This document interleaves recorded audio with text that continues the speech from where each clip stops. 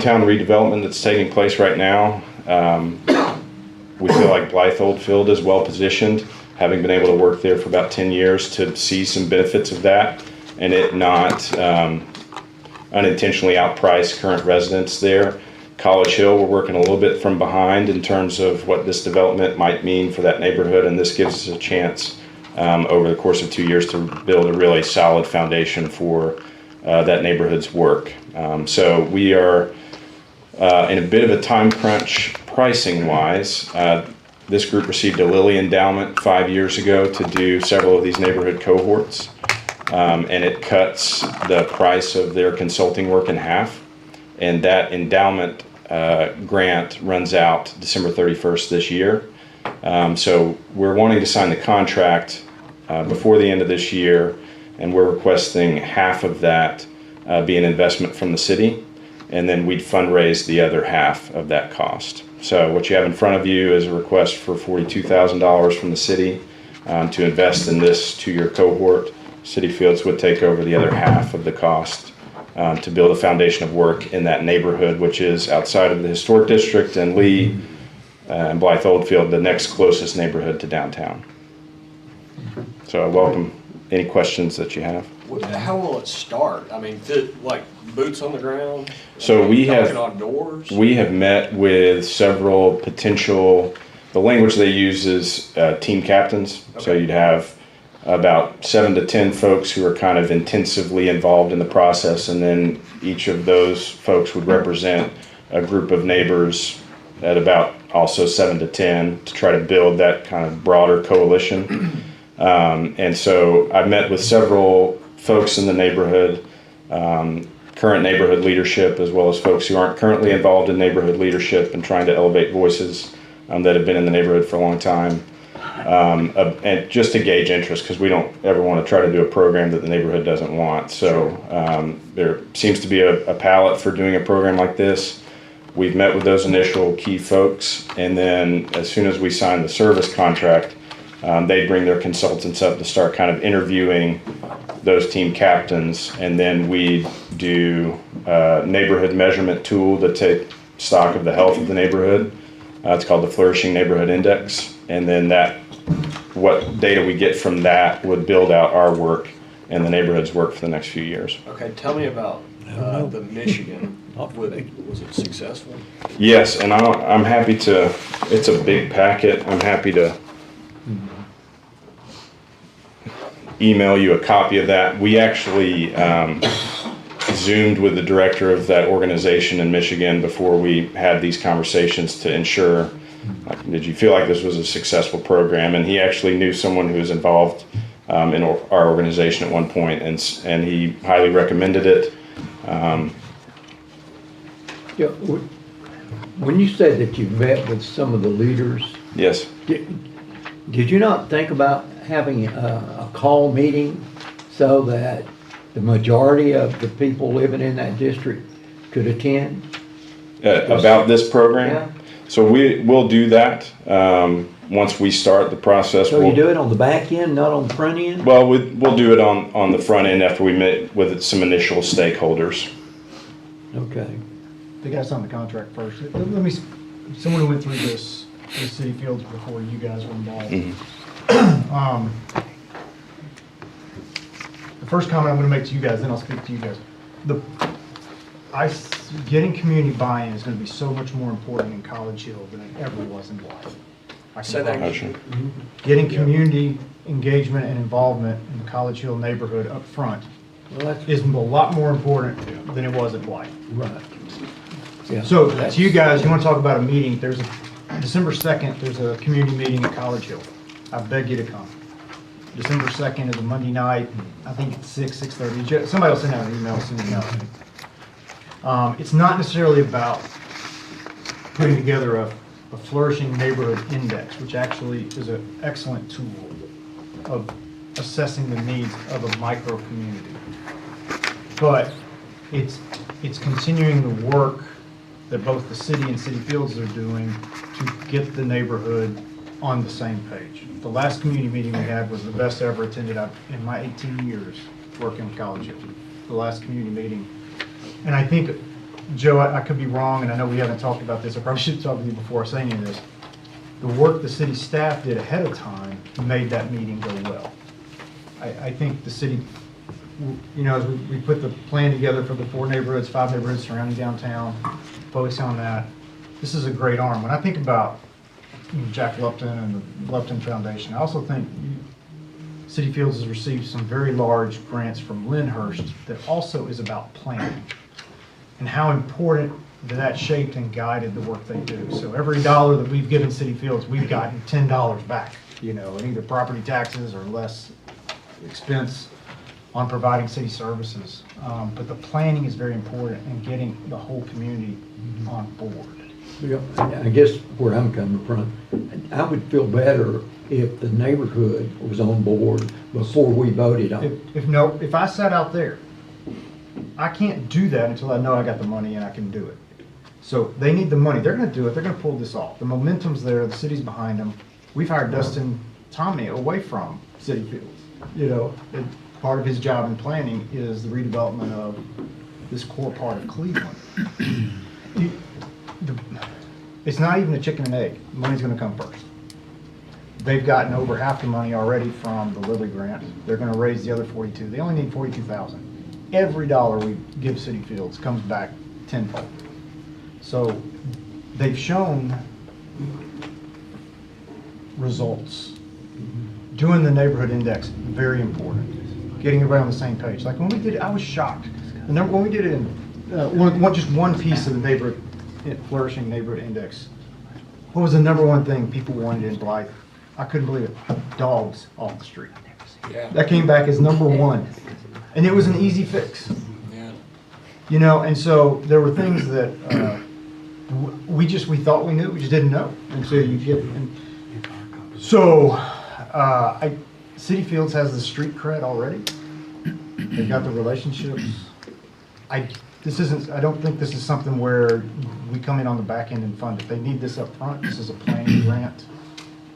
In my world, if it's done right and done well, it's very important ahead of time to have all that sorted out. I guess I'm worried about doing it right. And I've got friends that live in College Hill. I've known them for years. And it's a unique neighborhood. Yeah. If they feel like you're trying to push something on them, they just balk. You're preaching to the choir, 100%, Councilman May.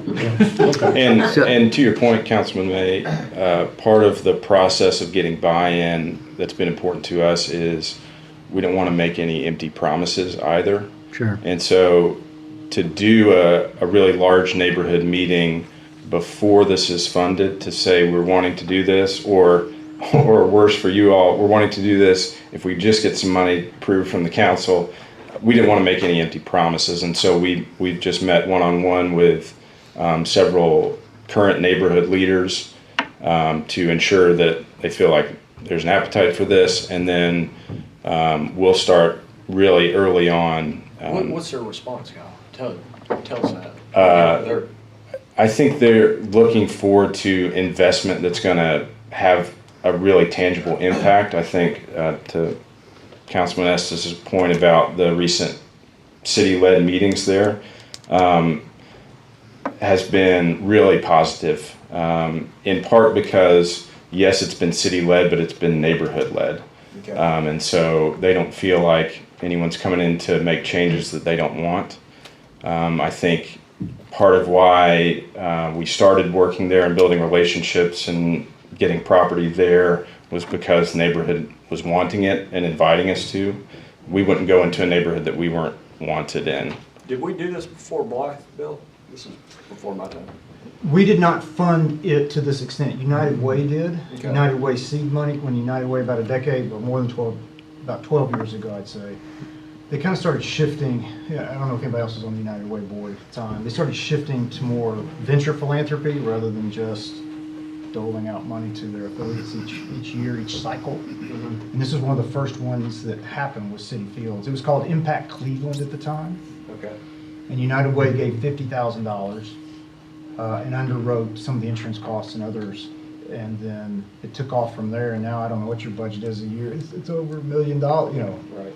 But So- by de facto, don't we fund the United Way with appropriation? We do. To me, that's the same difference. I'll give you just a quick history and then a little thought on this, just this issue, or an issue right now that's tertiary to this, but I think very important that we know about.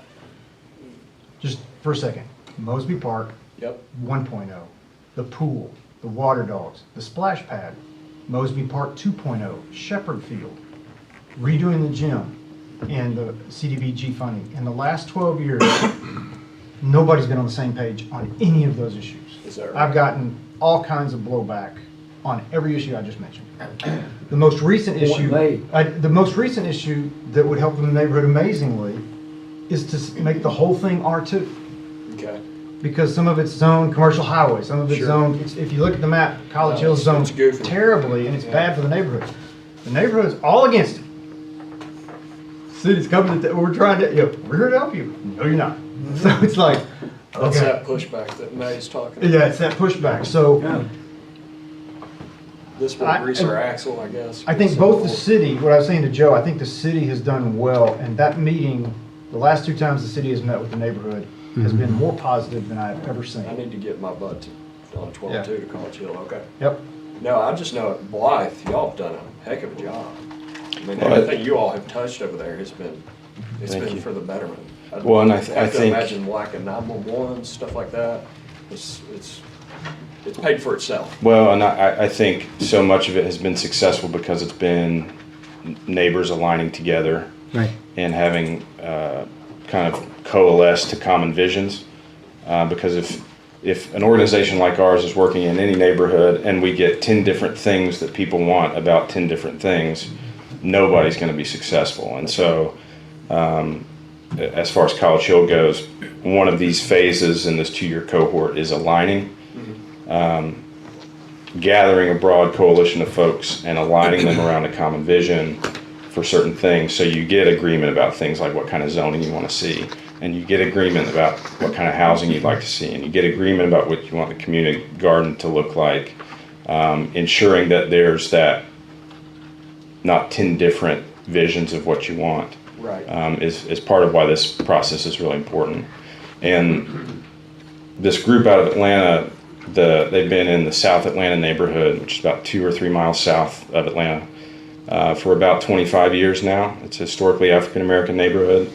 Blythe Oldfield's demographics and College Hill's demographics are very different, and so working in those neighborhoods looks different because of that. Its Sure. history in Cleveland looks different too, and so this group provides a certain area of expertise in a neighborhood in Atlanta that's similar to College Hill. You're mentioning College Hill. Does this include East Cleveland as well, or just the area around? Are you talking about like the county's bubble inside of East Cleveland, or? the city going on over to the east side, not just around the Inman Street, but on over?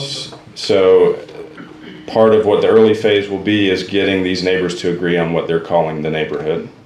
Generally speaking, in the raised planning grants that the city's written and grants that we've written, it's kind of roughly 6th Street south of Inman to 6th Street north of Inman, give or take a few turns. But it's kind of a few streets on either side of East Inman. So as far as what we're calling East Cleveland, I don't know that it would include that per se. Not traditionally.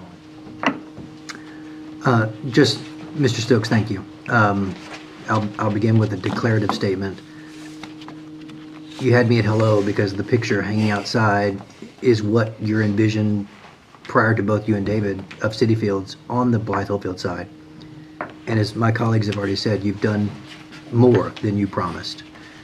I have heard for years, we're going to move across the street and help College Hill. And I believe that's what this is.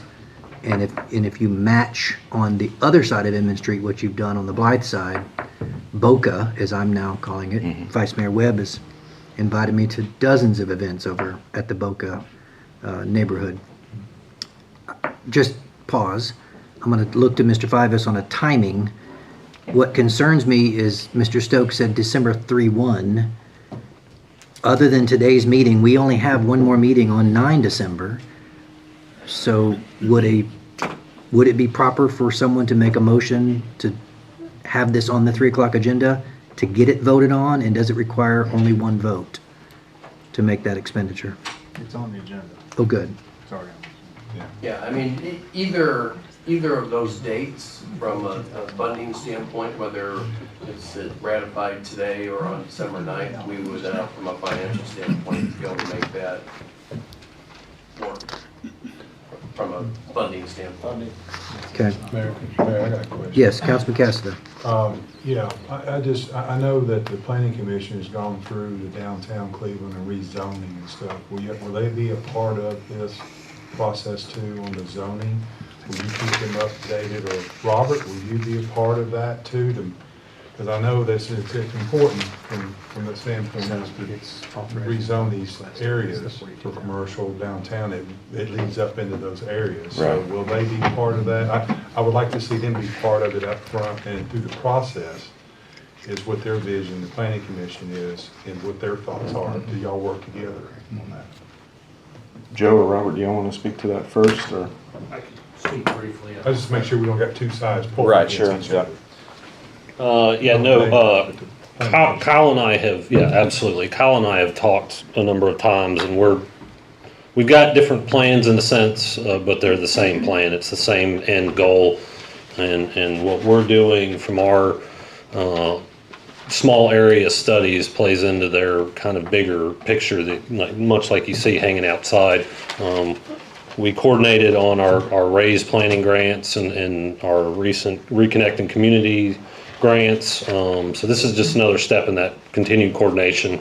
And the Planning Commission will get updates on this, and members of the Planning Commission are directly involved already. So we're certainly supportive of all the assistance we get, but knowing that this is a community-led discussion, it's not a city-led discussion or a city fields, but we're here to help the process and put it together and then act on the decisions that are made moving forward, if that makes sense.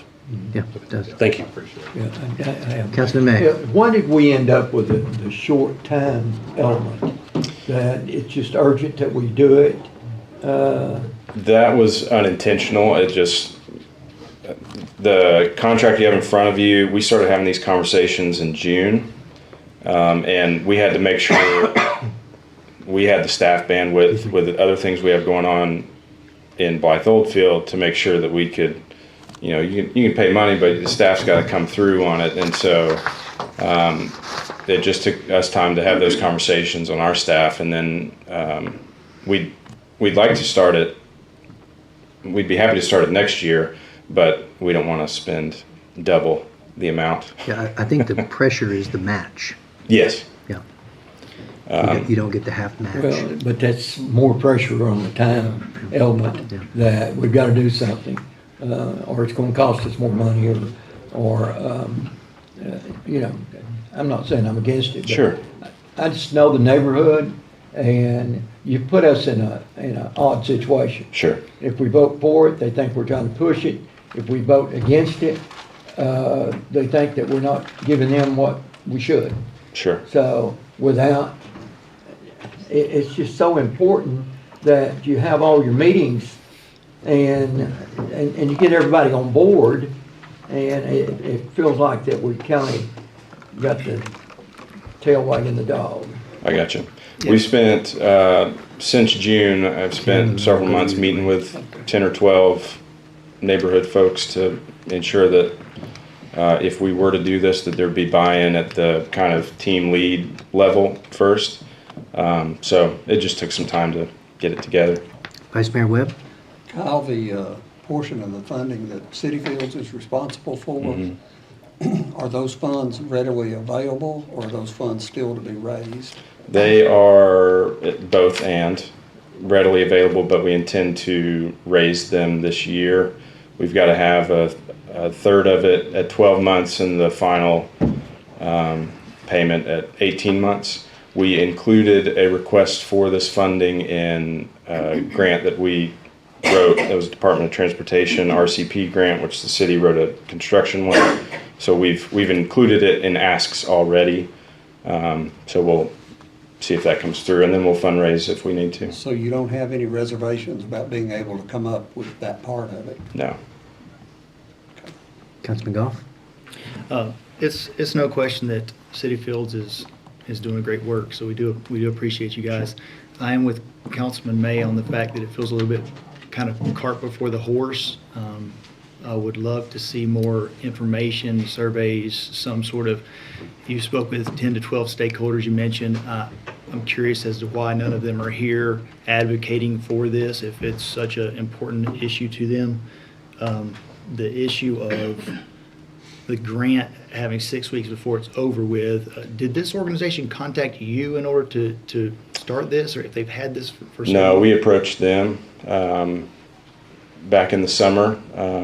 We were working with them. I was in a leadership cohort with them, along with Blythe Oldfield Community Association president and College Hill resident, a leadership cohort with them, and learned about the City Shapers process. And we started asking them some questions about what that looked like. And then they don't select just any neighborhood that asks them. So we had a long history of relationship with them, and we talked about it on our staff about proposing to them that we do it, and they were glad to invite us to. So we approached them first. How many homes and residents are represented in College Hill? How many total homes? Homes or residents? Depends on where you draw the boundaries, but it's, I think data we've got is like 2,500 residents, give or take. I'm gonna say a little less than that. About 500 households. It's really hard. The census data that the CDBG funding helps is a little more than that, but I've always questioned those numbers. Sure. It's about 500 households. Again, where you draw a line, you draw it at 6th Street, Benton Pike, or do you draw it at 8th Street, which is more traditional to the Right. city lines? Because there's quite a few homes between 6th and 8th, northeast. From what I was reading about this, this type of holistic approach, it involves greatly the idea of place, is that correct? Yes. And as part of since June, when you've been working with your team, are some of those individuals planning to move into that neighborhood On our staff, on your staff? not currently, no. Several of us already own houses. A few are renting and waiting for the market to come down, but I don't know what their plans are in terms of moving in. Thank you. Mayor, Councilman can I Estes, speak yeah. to some of the things that have been brought up. David, you and I both know that the College Hill we knew a decade ago is not there today. If you want to look at the demographics of the census, it's at least a third Latino, third white. It's not what it was at all. I see the voter rolls. I see the neighborhood. I'm over there quite a bit. Just go look at Shepherd Field, who's on Shepherd Field this afternoon. Just go watch and see. That's not the College Hill 10 years ago. That's not College Hill 10 years ago. So this idea, this myopic idea that neighborhoods are static is false. They're always in flux, they're always in change. Poverty, though, can be. Blight can be, if there's not intervention. We are sitting here, I love that we're sitting here talking about this for 30 minutes, because I really want everything they do on our radar. But that we're gonna quibble over $42,000, which we will not make as much money on $42,000 as we will this $42,000. There's nowhere we could spend money to get the kind of return we would get. So you want to be a businessman, fine. It's an incredible investment.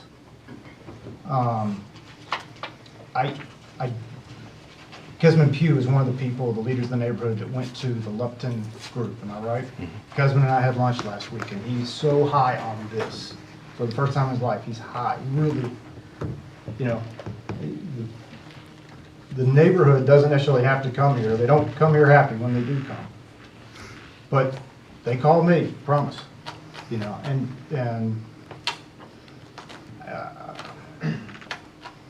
So Bill, what you're saying, that the neighborhood calls you, some, and they're all for it. no, Oh, okay. no. I've had neighbors reach out to me, they are for it. The neighborhood, you'll never get 100% in College Hill. Yeah. Ever. Oh, I know that. It's all Yeah, about he's even in the joy. Kesman's family. You won't get 100% in Kesman's family. If you know Kes, you know what I'm saying. You know, It's a unique. I don't need anything. Yeah. This city needs City Fields to be successful. This is a planning grant that makes them successful. This costs us nothing and does nothing but bring us money in return. Full stop. But shouldn't we have a survey from the residents that live there? Someone that lives there that actually shows up and says, I like this idea, it would work for us and the people that I know in the area. Kyle, do you want to speak to that, or you want me to? You can. I will say it is a continuation of partnership that we've had with College Hill.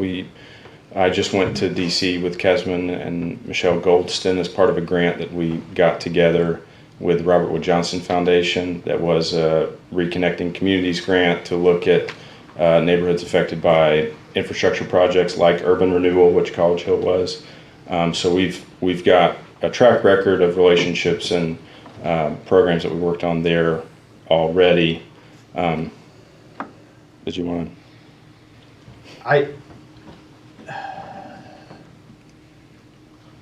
On something like this, I can't think of us being able to put together a survey. The survey you want is what City Fields is going to do. The real data that's legit is what the work they're going to do is what we're paying for 2 years of work so we do it right. We put out a Google sheet, send it out by email. That's so flawed, and all the data you get back is not very helpful. You want to see what's there? Give them a 42. Let's make it 7-0. Let's vote on this. Let's go on. I had a great lunch at Trinity United Methodist Church Sunday. Yeah. It was their annual fish fry and fundraiser and bake sale. Mrs. Brooks was not happy that I was there because I bought and ate everything. But I can tell you, College Hill is looking for help. It was expressed to me on Sunday.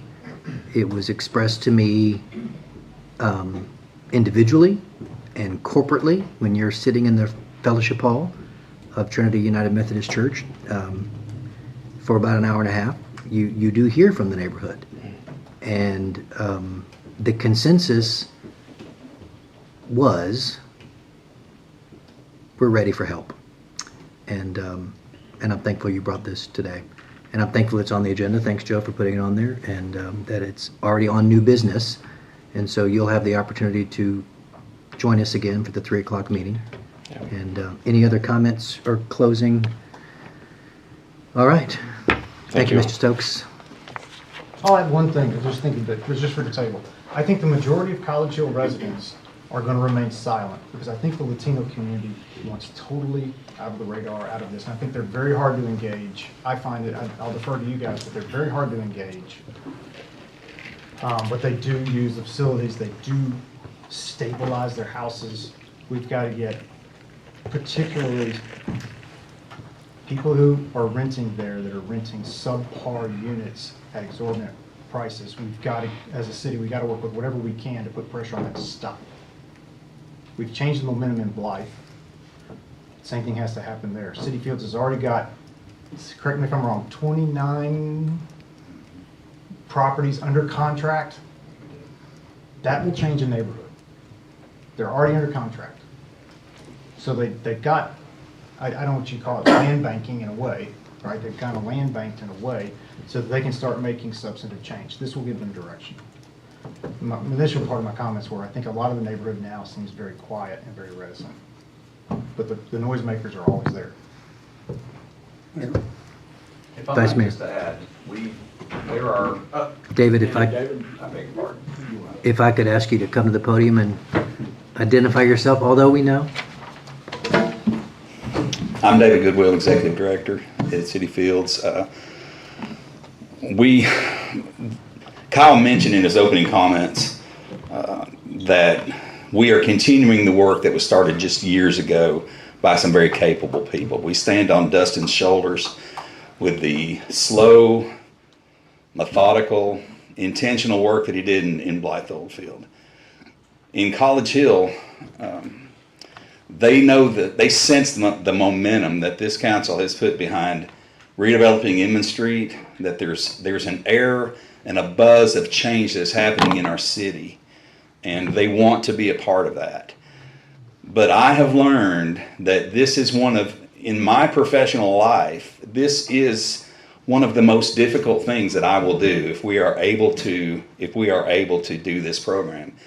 It's messy. There are conflicting voices. And I'm not afraid to lean down and put my shoulder into this and make this work. In many ways, it's a lot easier just to buy property and build houses than it is to develop neighborhoods holistically while being able to honor the dignity of those residents and make sure that their voices are heard. Kyle knows much more, as you can tell, about how this program will work. And I appreciate him detailing you that today and sending you emails about how this program works. I am very, very willing to work hard on it. It's just really hard stuff, but I'm committed to do it. I just want to say thank you for taking the time to listen to us as we continue to have further discussions about it. Demonstrating our commitment to College Hill, last Friday was the first property that City Fields has purchased in the College Hill area. So that development is coming. We've told you before that we're moving that direction, and I just wanted to put my 2 cents in worth that way. Thank you for listening. Thank you, Mr. Goodwell. Vice Mayor Webb, Yes. request. David, Kyle, I just want to tell you that something that gives me a level of comfort in doing this, particularly in College Hill, because it will be difficult and it will be a challenge, but that an organization like City Fields is leading the charge. If we were talking about a group that didn't already have a proven track record in Cleveland, I might not be as comfortable as I am. But the fact that City Fields is doing this gives me a level of comfort on it. I agree 100%. Well said. And especially because of you two guys. I mean, seriously, y'all are doing good stuff. Any other comments for Mr. Goodwell? Thank you, David. Thank you. All right, that takes us, we have another special request for comments from Sharon Marr, Executive Director of Main Street. Be quick. So I want to take you back to an hour ago and say congratulations on that major transformational moment of opening Inman Street officially. What a great day, what a great project. You know, in the 2004, 20 years ago, master plan, Inman Street, Cherokee Hotel, Johnston Park were all three in that plan. They weren't in the major projects. They're over here on another page, like a footnote page, so to speak, because those were projects that everybody wanted, but just didn't really seem attainable or didn't know when they would be attainable. So congratulations for not only achieving those, but achieving those in a very tight timeline of each other. And Johnston Park looks amazing. I mean, the whole city is buzzing about how incredible and how beautiful it is. My daughter and I were out last Friday night. It was about 8 o'clock, and we were on Key Street leaving dinner, and I said, let's go to Johnston Park and check it out. And I was like, wow, I have never said those words. Let's go to Johnston Park in the dark and check it out. So it does look amazing. And so congratulations and thank you so much on behalf of all the downtown businesses, because everyone's excited about this feel and this buzz and all the things that are changing.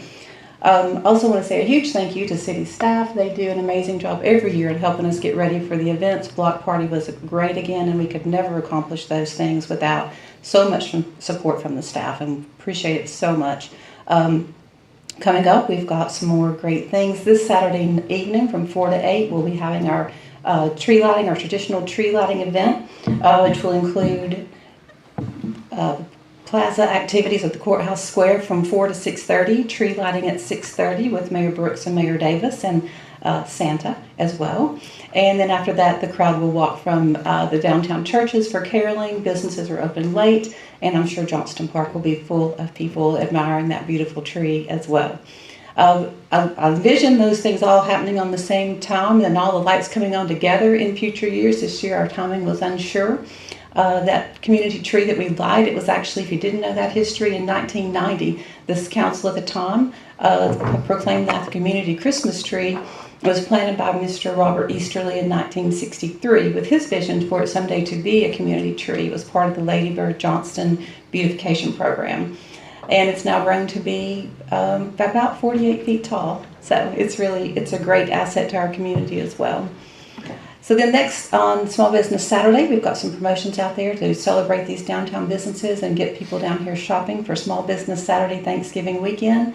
December 4th is the Main Street Cleveland Christmas Party. December 7th is Christmas Parade, so everybody come out and be part of that.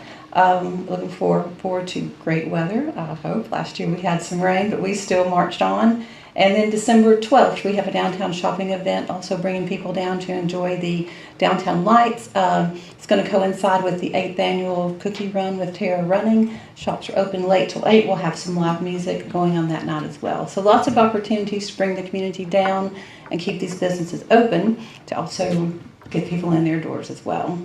So congratulations and thank you so much for your vision and your support of downtown. Thank you, Sharon. Any comments from the council? Thank you, Sharon, very much. And congratulations on all the success for Main Street as well this year. Yes, Sharon brings up a great point. I do want to say thanks to all the staff, Seth, Jonathan, Brian, got the park gorgeous and ready, Ryan Stevens, among others. Chief Gibson closed the street for us again today. Thank you for that momentary closure so we could celebrate and cut the ribbon. And great work for the Halloween party, as Sharon said as well. Takes us to our item number 2 on the agenda. Amazingly, 59 minutes later, City Manager's Report. Mr. Fivas, welcome.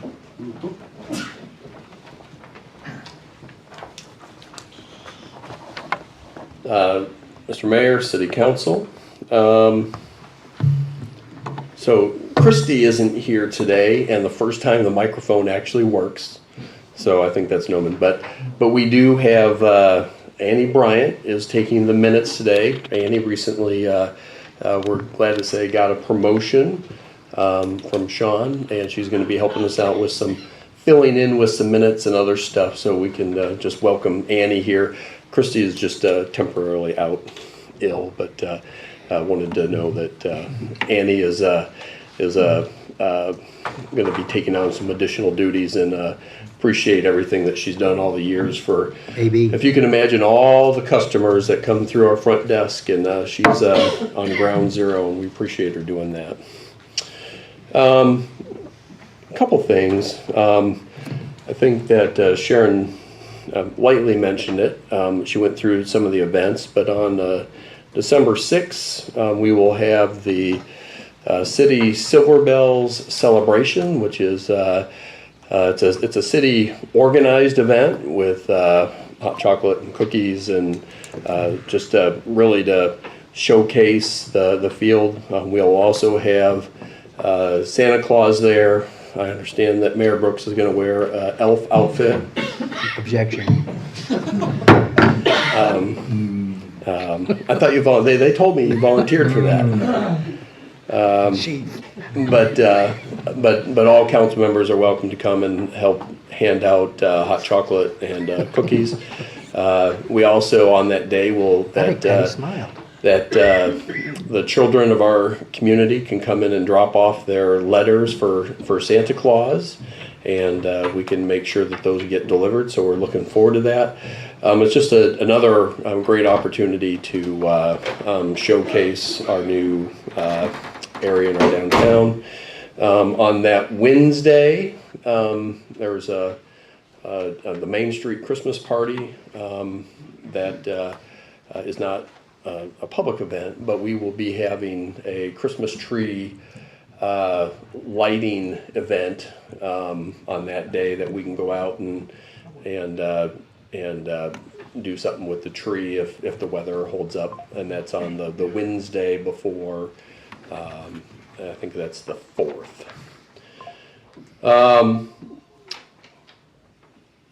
I think that we've gotten a lot of really good feedback, more than we could ever anticipate, with some of the great work that's been done over the last year on Inman Street and Johnston Park. We have so many other things. There's been a lot of focus in the downtown.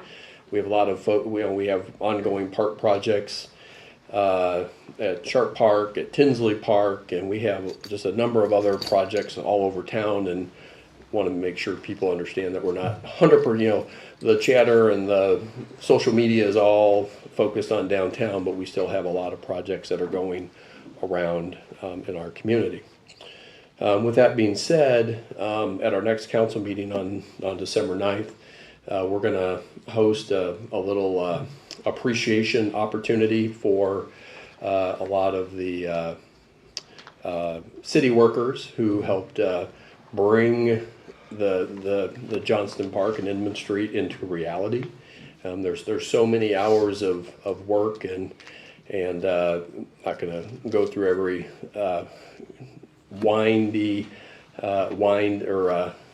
turn in the event, but it was truly a very difficult projects, and we're going to appreciate those people along with the council on December 9th.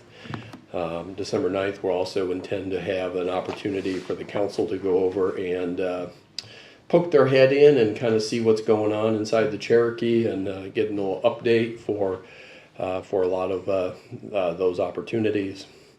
So, but I think at the end of the day, just so much hard work went into very, very efficiently and quickly getting Johnston Park into just being, it's funny that you look at Johnston Park, and the real masterpiece behind it is, first of all, is all the infrastructure underneath that park to make it there. But how able to take it is that it looks complete. It looks like it's been there for 20 years.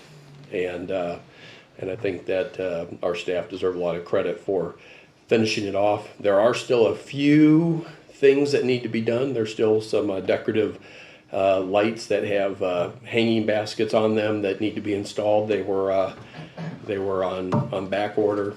We give Brian Turner all kinds of heck about not meeting the deadline of November 1st because the hanging baskets and the light posts weren't in yet. But that will add a little bit of additional light, which will be helpful throughout the year on maintaining those spaces. Any more thoughts on that space? The official grand opening for Johnston Park, to get it looks nice with the lights and it's certainly there, is that we are going to defer that until May or June when all the flowers can come out and do that. And that's when we will invite the family to come in and honor, rededicate Johnston Park and be able to get all of that going, so that you can wait for that, because you have all the hydrangeas and a lot of the other flowering plants will be up in full order, and it'll have a different kind of beauty at the same time. Now, any thoughts or comments or changes or different direction on any of that?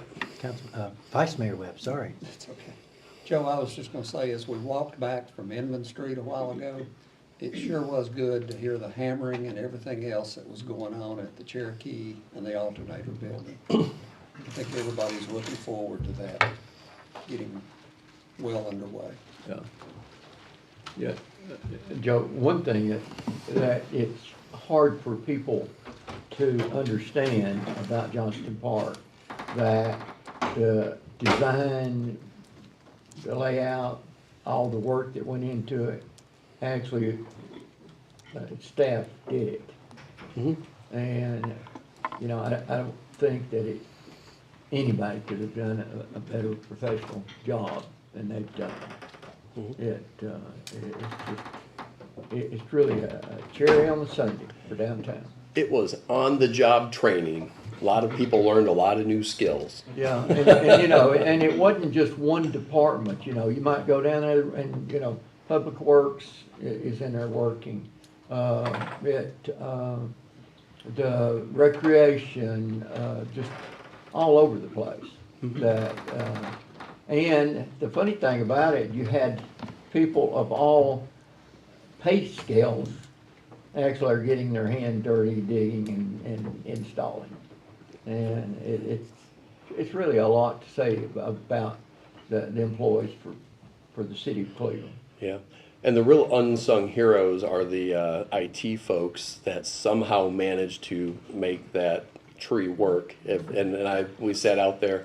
It's a technology miracle that that they've been able to get it. And now at night you can see that it maps itself and does all kinds of designs And that's- that tree's way that's smarter our than all of us. employees That's done that. Yeah. You know, it wasn't It's something. Chris, to be specific, Son- correct? I yeah. saw him out there working his tail off last week. We'll give Chris credit. Okay. No, I saw him working his tail off. Yeah. David, I think by and large, on any kind of project like Johnston Park, Inland Street, what the Cherokee will be, what the alternator will be when it's done, it's difficult for some people to realize what they don't see in those projects. Yeah.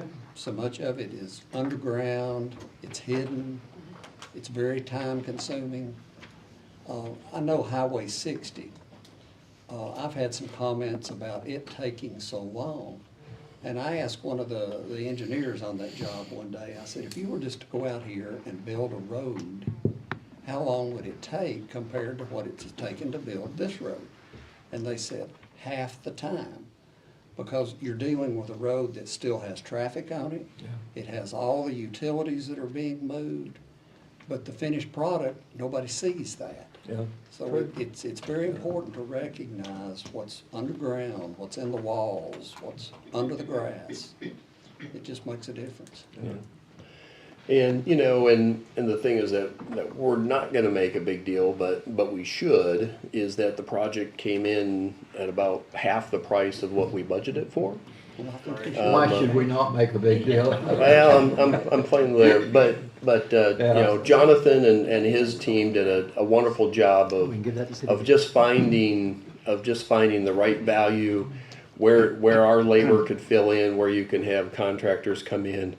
I think that there was a lot of like I said, a lot of trades.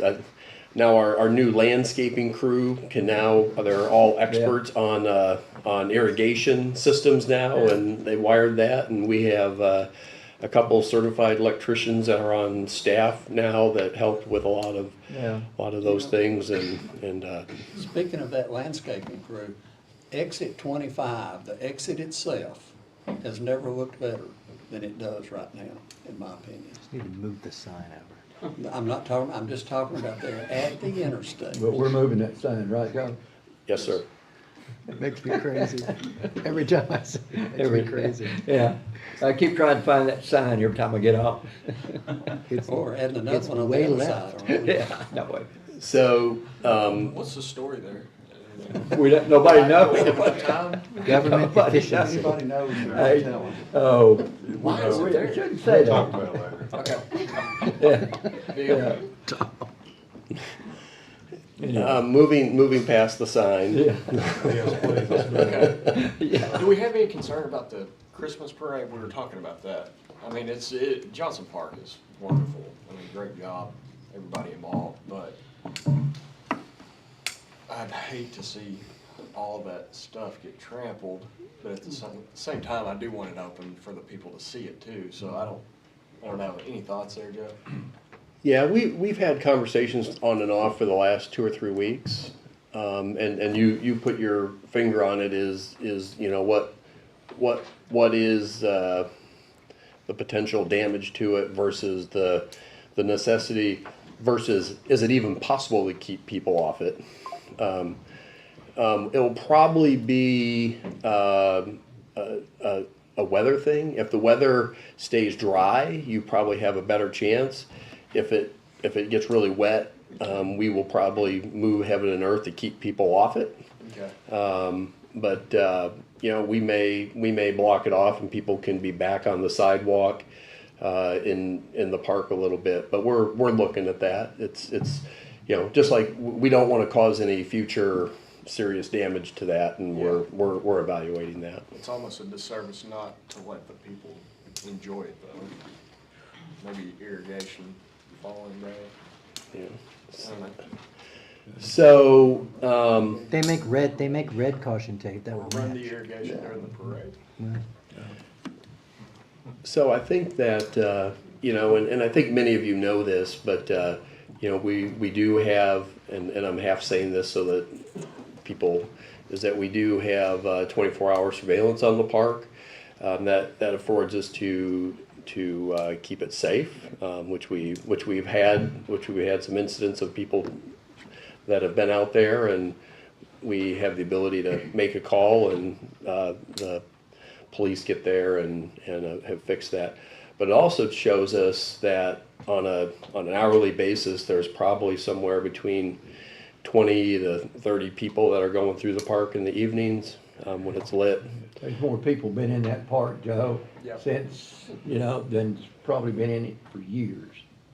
It's like Sharon said, when would you ever say, hey, let's run over to Johnson? Exactly, yeah. And we're making So, a point of walking And there. we suspect that after the word gets out a little bit more, after Thanksgiving, that there will probably be 50 to, we think it's gonna be mobbed.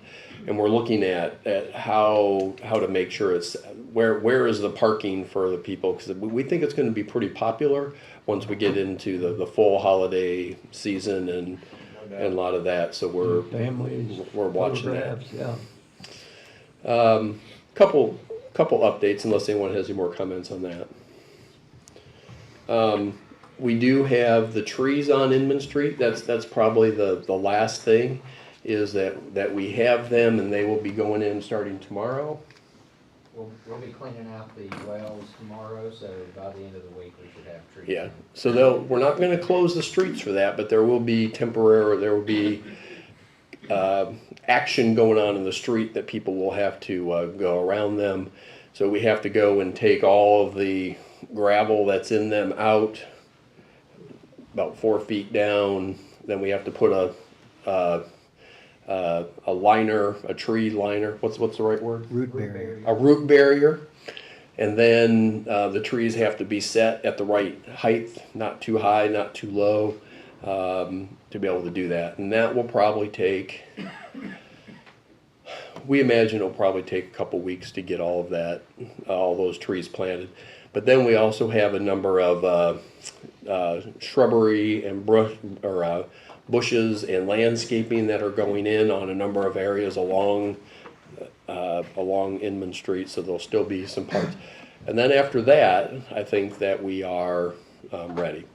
At this point, we don't intend to light the new trees that are put out there. We would like to, but we think being so new and fragile is not to do that. Each of them has access to lighting or electricity so that they can be lighted in the future. And I think that will be a big difference. I think looking to the future, you know, we had great success pulling all of these things together. But I think, you know, we were already talking about ideas, exploring with of working with Main Street to enhance the further downtown experience. You know, because that's really what this is about. It's certainly nice, and it makes us all feel in the Christmas spirit when we go and do there, but it's about creating an economic climate in the downtown that people will come and want to open up businesses and shops and want to make it a place where they go feel comfortable and where they can go walk around, and that will make people, I think, you know, with the increased lighting just on Inman, it gives you, if you go walk out there at night from where it was before, it was pretty dark. It just gives a high level of safety, and that was always one issue of, you know, when we had survey and talked to Lee University students, is they wouldn't really go in that direction because of the lighting wasn't, you know, because there are some coffee shops and different things, and just walking across there. And I think that additional lighting will be a deterrent factor for a lot of folks. Joe, can I ask a question? Go back, you talk about trees down at Inman Street. Yeah. What's the number of trees we're planting down through there? What type of tree is it, or trees? It's a Princeton Century Ginkgo, and how many of them are there? 44. There are exactly 44.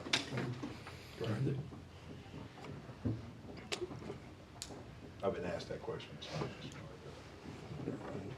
Probably one of the prettiest trees in the fall that you'll find.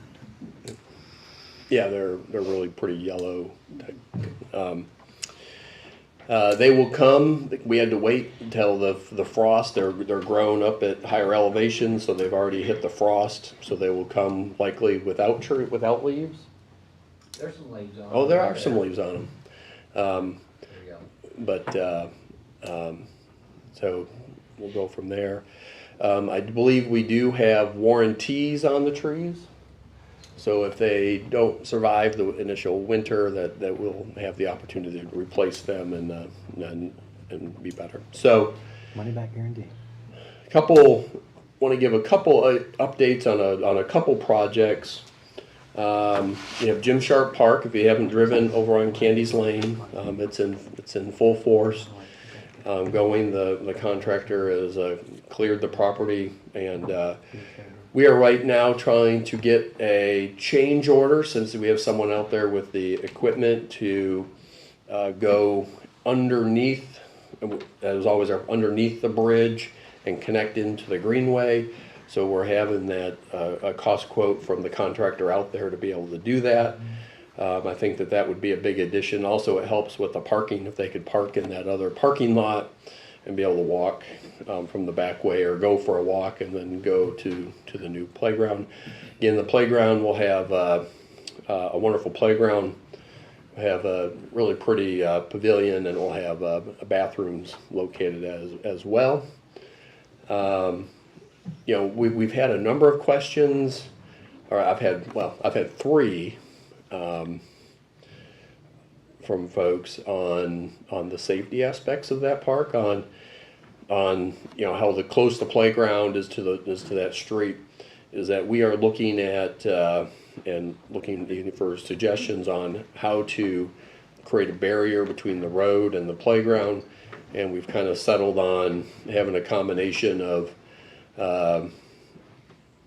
boulders, bollards, and fence, with some shrubbery to kind of pull it all together. So we will make sure that throughway is safe for the people inside the park. Any questions on Jim Sharp Park? Tinsley Park is under full construction. They're making great progress out there. When we get done with a little bit further done with leaf season, you'll start seeing work at the pavilions in the back. We've looked at modifying the dog parks. There's the smaller dog park, and we have a design that we'll certainly bring to the city council that will double the size of the smaller dog park. And so the other larger dog park will actually be the smaller dog park. Is that just the use of the larger one is very difficult to maintain, but if we can make the other dog park larger, if we have more space and more opportunity to spread out the traction and try to get people away from right at the entrance, we'll bring that as an option. Where that whole area where that dumpster used to be, and the entrance of those will be redone. The pavilions will have a new facelift, new roof, and some paint and some new tables and stuff like there. And then of course the parking lot is coming in short after that. So we'll begin in all earnest in that after the leaf season really comes to an end. And I think at the last meeting I mentioned that, and you've seen some work that we now have at Paul Huff and Peerless. The new lights are actually up and they're covered. Is that at some point in the near? Do we know when that would be, Tommy? Probably sometime in the next month. Is that they will take down the current lights and they will actually turn on those new lights. And then we will schedule some of the work to expand the curb out there, which aren't major projects, to get that completed. We have gotten the thumbs up and the okay from TDOT for the paving of that road, and we're not, obviously not going to get it done here in November. But what Robert told me today is they're looking at spring to do the paving on Paul Huff. So we will have a lot of that prepped and ready to go, and the pavement ready to put on there in spring, and that would be a major assistance in getting that road repaved with that intersection, and we'll also finish up all the other aspects at Mouse Creek as well. Has a court date been set in Chattanooga on the 300 square feet? No, but we had it's 108 square feet. 100, sorry. Very small. We met with our attorney, Mr. Kimball, and we feel pretty comfortable with the last conversation with where we're at as far as meeting our timeline. So we'll leave it at that. But we're actively talking with them and trying to get us to where we need to be. Any other projects? We did have, I think I maybe sent an email on this. We had a good conversation or discussion or email conversation with TDOT on Peerless, 25th Street and Ocoee Street. That intersection is coming along. They are going to be holding a public meeting in I think January, for feedback on not only that project, on what the community impact on that is, but they're also going to, at the same time, they're going to get feedback on the J-turn project, which is further up on 25th Street. So they'll be doing both those, which tells us that they're getting pretty serious. A lot of serious questions and back and forth about utilities and fiber and design and right-of-way and all that stuff. So that project seems to be in full motion from a designing standpoint. I think that's about it. Joe, can I ask, Councilman Mays asking about a park in his district, his staff talking about that currently right now? Is that something No. that's on the board? Okay. Sorry. No. In all seriousness, we've had the conversation, but there's been some light discussion, brainstorming about where or who, and Councilman May has given us some thoughts, and we've surveyed what he wants. But we're just trying. We're actually just trying to get through the downtown project before we do that. But Future projects. yeah. And probably the project that really is the one that's just been stubborn and difficult, that the mayor and we all have to really put our shoulder in, that's really, really important, is getting that Phase 6 Greenway connector from Willow into the Starbucks area. That we may have to get some legislative help to try to get that going from the design standpoint or whatever it takes. It's just that's such an important project to get all the people from, probably it connects in probably at least 20 or 30,000 people that could have the opportunity to walk right into the downtown area. And so we're really, that's probably one of our prime focuses right now. And if you went over there recently, we have been working, and we're going to bring a proposal. We've talked to the council about this, about a new park area right there where the Rotary has their thing. If you went, we've cleared a lot of that out. We've added a lot of dirt. We put in some pipe. Our goal is to have that all as a grassed area with maybe a pavilion with picnic tables as the trailhead. It probably will act as a trailhead / park. But a lot of it is, I think a lot of the residents, we've always gotten a lot of concerns from the residents back behind there, because there would be people that would go back there, and we're just trying to clean it up and get more eyes on that to clean that up.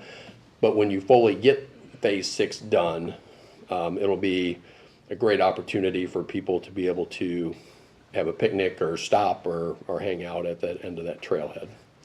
They can go get their Starbucks and they can go sit down. So, and Chief Gibson, I know some of the residents that live right there across from catty corner to Two Brothers Tire. I've really been appreciative on how responsive your folks have been. And I think cleaning all that out now that the leaves are down, it really does make it more safe. And it's well lit at night, just by ambient light around. And the other thing I would say, it's not on this project, but it is, and Councilman Cassidy asked for this, extending the green light where Willa crosses over Keith Street has made it much safer, and more people are using it to access the green light. I go there a dozen times a day, and it really has, just that extra few seconds, it's helped, and I agree with you wholeheartedly on phase 6. Yeah. The utility's working on that, get those people across too. Yeah, we do have the grant to put in the controlled stop on 20th Street, and then the next one that we'll do will be Willow. So I know that people, now we've made it so that it's even possible, so you don't get run over in the halfway through. But it's important to also have that from a safety standpoint, being able to have timed stops on that intersection as well. In December, or I'm sorry, in October, we had our strategic planning. We are working with Davenport, our financial advisors. They're working on different options. I suspect that they will bring, once they've settled that, I've asked them to come up with several different options for you to look at of different opportunities to do that. They feel pretty good about that there are ways to reduce some of the costs that we saw before. And then we're also looking at our projects in trying to figure out, well, what's a want and what's a need, because we really want to be able to after this 3-year period that we're currently funding, is be able to hit the ground running and start with the planning and having some capital projects ready to go. But they will be here to help present that and help walk the council through some very sophisticated borrowing and financing and opportunities coming up. That will include some level of a tax increase to be able to accomplish, but we don't know what that level will be at this point. One thing that we didn't highlight as much that we would like to talk to the council more about, not today, but coming up, is industrial park property. I think we discussed it in the whole litany of all the things is, with some of the activity from what we hear from Doug Barry at the Chamber, is that there are some real opportunities that we could be out of industrial property fairly soon if things come to light. And the last time we started on an industrial project, it took us 6, 7, 8 years before we could actually have it available for a tenant. And I think we need to, since a lot of that bringing jobs, because there's a lot of job providers that will come and go, is that we need to be aggressive. We already, last year, as you know, Tennessee was the highest job producer from an industrial standpoint in the state of Tennessee, including Nashville and Memphis, which we should be very proud of. But to continue that tradition, I think we also have to continue to make that investment, and where are those industrial properties that we need to be able to look at from a city standpoint. And we intend to bring some ideas and get some ideas from you as far as what that looks like, as far as making sure that we can still be competitive in that marketplace. one last update. John Kimball and I spent a good part of the morning at the Tennessee Public Utilities Commission meeting that we finally got our gas franchise passed and approved by the Tennessee Public Commission Utilities. They approved that, so that has been completed. Just to keep you updated, you probably get some type of notice that they approve that at the state level. Probably one last thing before I get into the agenda. We've talked internally about doing some level of branding for the community.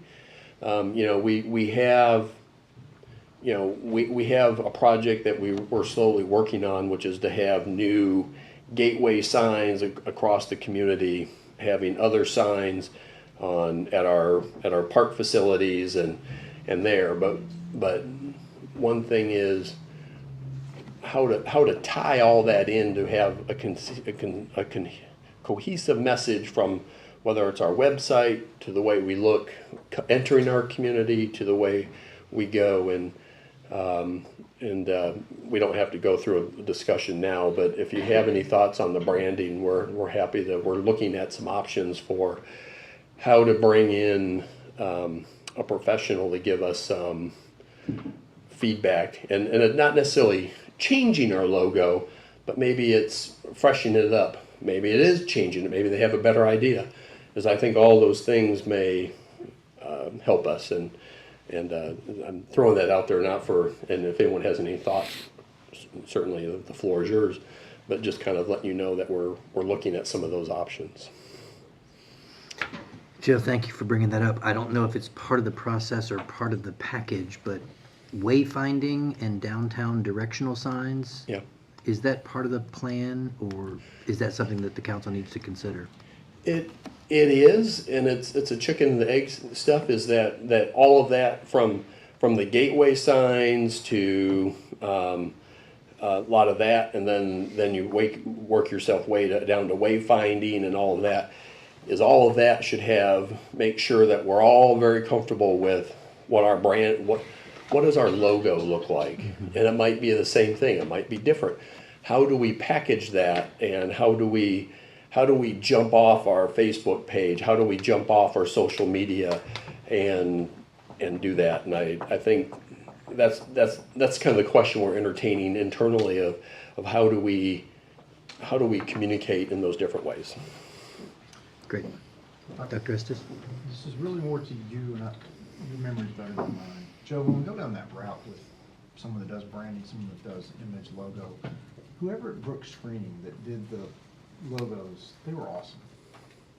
Let's make sure they get that in their hands to look at. Do you recall what I'm talking about? I do. Someone at Brooks 3-4 years ago. No relation, just for the record. Brooks Screen Printing just did some alternative city logos for us. They were wonderful. Very simple, very clean, not the messy what's in the circle. So just let's make sure we find that in our file somewhere and pass it on. Agreed. Yeah. Well, we're working on that, and when we have, we'll need some more input from everyone. But between now and then, if anyone has any thoughts on that, we're happy to discuss that. So, Mr. Mayor, if it's all right with you, I can go to the agenda. Please. Our agenda is pretty low key for this Monday. We'll start out with a public hearing to hear the comments and consideration to rezone 4.93 acres on 922 frontage road from RA to CH highway commercial. Then we'll have consent agenda A, which is, this is an item that you guys heard at the last meeting, which is an ordinance to amend PUD 44 to include townhouses in place of apartment complexes and include tax maps. Item 7B, which is an ordinance to zone about 18 acres for property on Lewis Street from FAR unincorporated to a PUD. And that was an annexation, and now we're finishing off the zoning. Item 7C is the final passage zoning ordinance 2459, Ordinance to zone 14 acres of property on King Street and Buchanan Street to another PUD, and that would include higher density uses. That location is right behind the South Walmart. We have 7D, which final passage of zoning ordinance 2460. This is the public hearing that we have. This will actually finish this item. We wanted to make sure that we had the public hearings correct. So we decided to do one just for there. But this will finish this rezoning with that property if there's an affirmative vote. Item 7E, authorizing the city to purchase through the Master Intergovernmental Cooperative Purchasing Agreement for document shredders for a finance department. They don't want me to say it, but I will, that they shredded too much documents and they broke it. and I'm kidding, but Wow.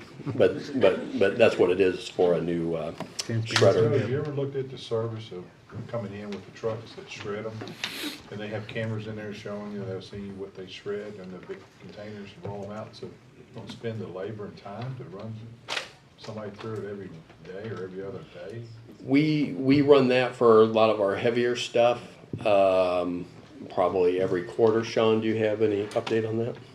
We bring a truck in once a year and have probably 10 bins, 10 to 15 bins that they recycle through the truck.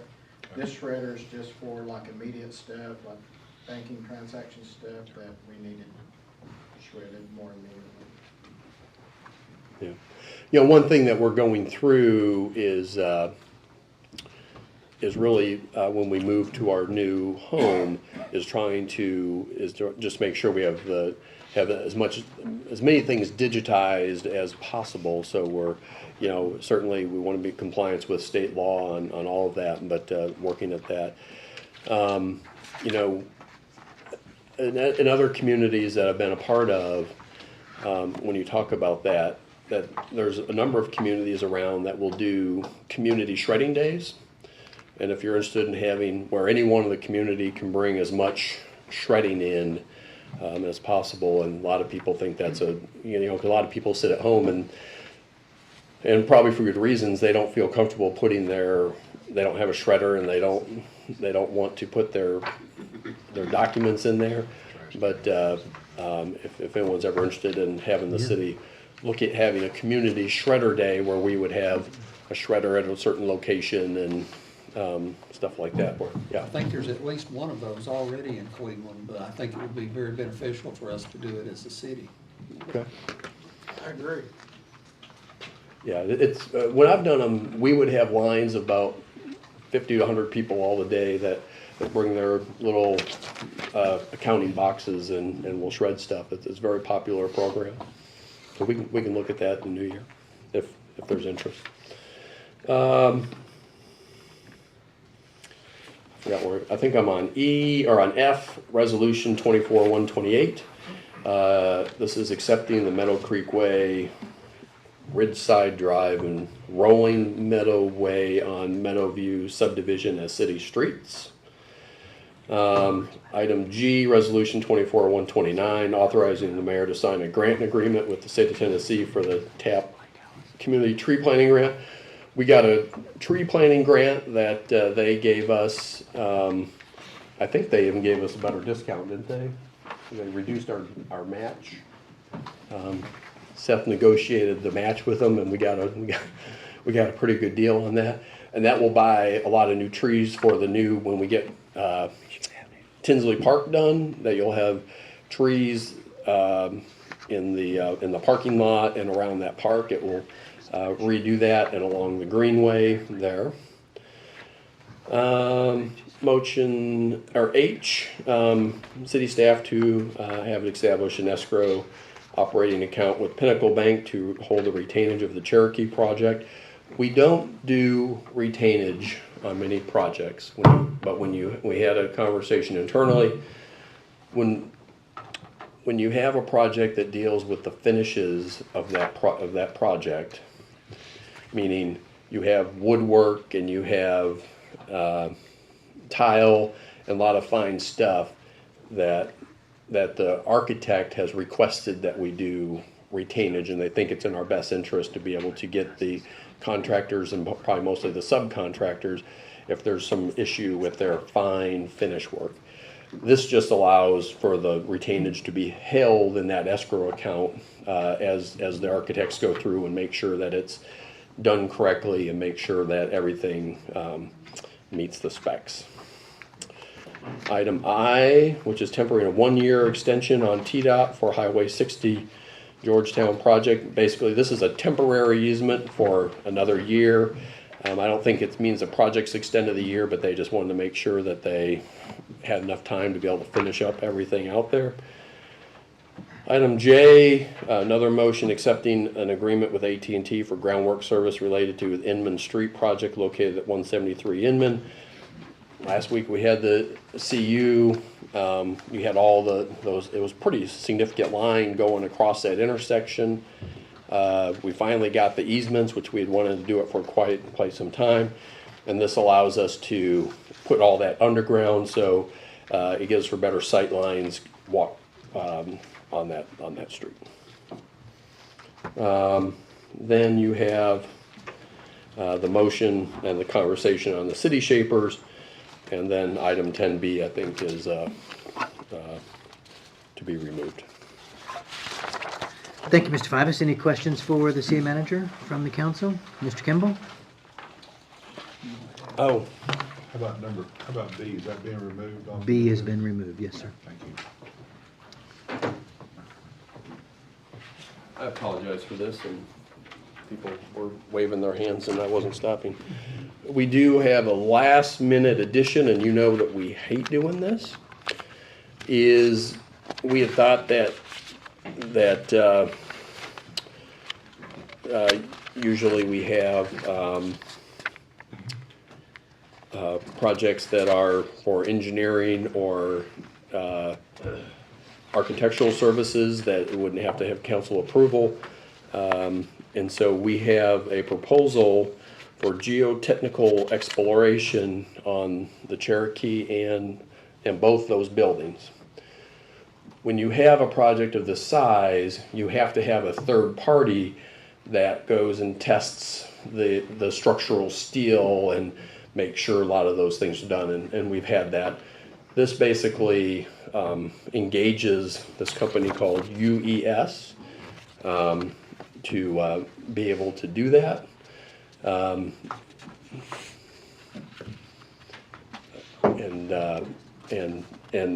it's all, and we just want to make sure we follow the right process and have the council approve that. So, So John, that's in the Cherokee you're talking about? it's in both buildings. Both buildings? Okay. Yeah, it's two separate contracts. Do you think that's two separate votes, John? Yeah, so, and we're gonna pass this out, so you can look at it. It's basically, the same agreement with two different buildings. One motion, you'll approve both contracts. There is some language in here that does not meet our normal contract language, so we will ask the council when you do the motion to do it contingent upon the changes, that gets rid of, usually, like for the court stuff, that when we, almost every contract that we've ever done, that the suit has to be brought into Bradley County, like this has Fulton County, Georgia. So we're asking them to change that stuff. They won't have a problem changing it. We do this quite often, but there's some just technical things like that we will give. Once we get a finished copy, we'll give authorization to mayor to sign it after we lock down a lot of these John, I items. got a question. Yeah. I know not for the alternator or building, but the summit, didn't we do that process